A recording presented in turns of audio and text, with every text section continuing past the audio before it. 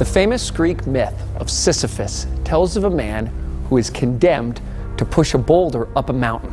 When he reaches the peak, the stone rolls back down and he has to start pushing it up the mountain all over again, every day for eternity.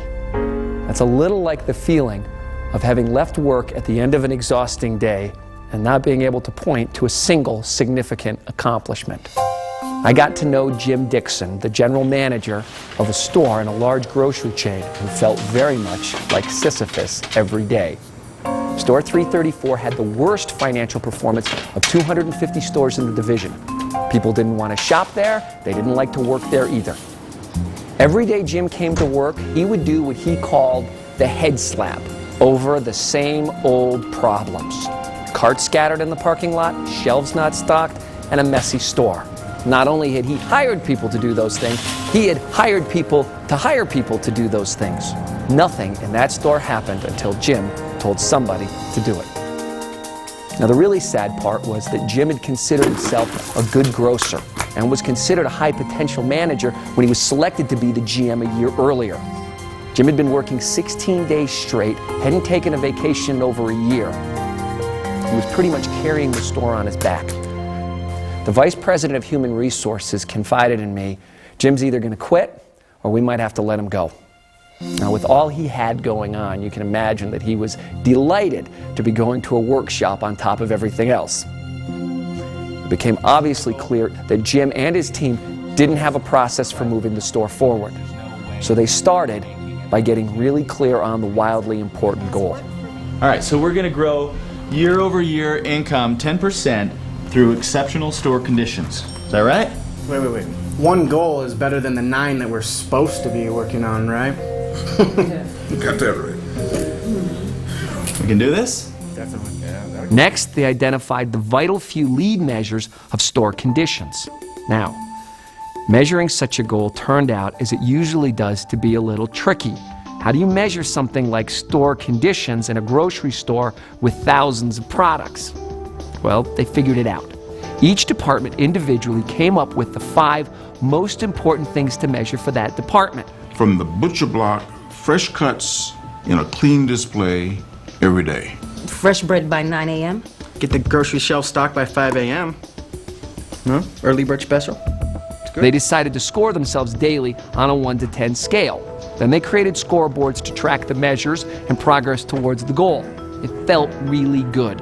The bet was that as store conditions improved, so would year-over-year revenue.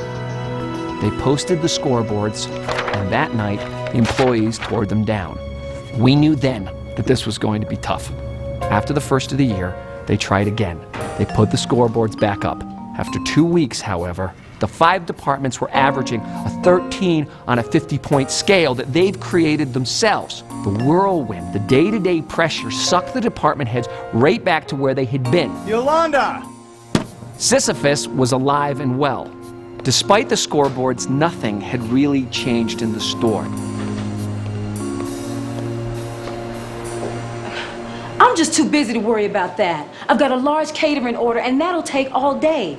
And I got to do something about inventory because I'm about to run out, and I'm understaffed. There's just no time. Despite all the work that had been done, there was no cadence of accountability. There was no regular weekly accounting to say, here's what I did last week, here's what I'm going to do this week to move that score. So, in a last attempt, we pleaded with Jim to ask each member of his staff the question, what is the one thing, just one thing, that you could do that would have the biggest impact on the scoreboard this week? You want me to choose? Yeah. I guess I could get the back room cleaned out. Okay. And how would that help things? Well, it's kind of cluttered. I mean, I've got a lot of extra racks and a variety of things out on the floor. If I can get the back room cleaned up and move all those things off the floor, it'll look better. Great. You just schedule some time and let me know if you need any help. Just that one thing, Yolanda. Okay, Ted, what is the one thing that you can do that would have the biggest impact on the scoreboard this week? I have the big promotion this week. so I've been focused on the lobster special. Okay, and that's great. You should be doing that because that's important. But how is that going to move the score? Oh, well, I see where you're going. Well, Bobby's been here for 3 weeks, and he doesn't know how to set up in the morning yet, so I'll get him trained. Okay, I appreciate that. It's perfect. Okay. Was Jim micromanaging now? No. They were choosing. He had been micromanaging, and not because he wanted to be an overbearing or a controlling boss, but because he didn't know what else to do. So Jim's staff started meeting every week around the scoreboard, committing to each other to do just one thing to move the score and reporting on the prior week's commitments. It took about 10 weeks, but the scores went up. As the team started working in a rhythm and a cadence of accountability to each other, the revenue numbers began to climb and the store changed. Jim's team moved their total score from a 13 to a 38 on the 50-point scale. Store 334, the worst performing store out of 250 stores, went on to outproduce the rest of their zone in year-over-year sales. We were surprised at how quickly store sales responded to an improvement in store conditions.